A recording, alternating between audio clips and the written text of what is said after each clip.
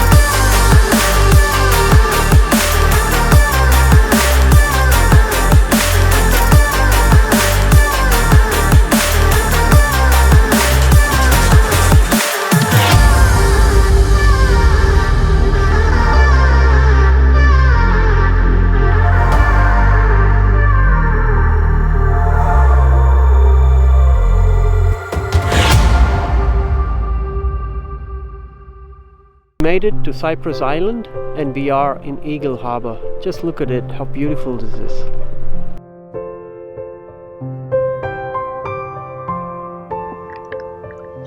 It's a quiet harbor nestled in the eastern shore of Cypress Island. There's a good cell signal and therefore good internet, and plenty of hiking trails. It's easy to be super productive in an environment like this, and nice to be able to dinghy to shore and get a good hike. We hiked up to Deck Lake, a little over 3 miles round trip, with some elevation gain in the first half.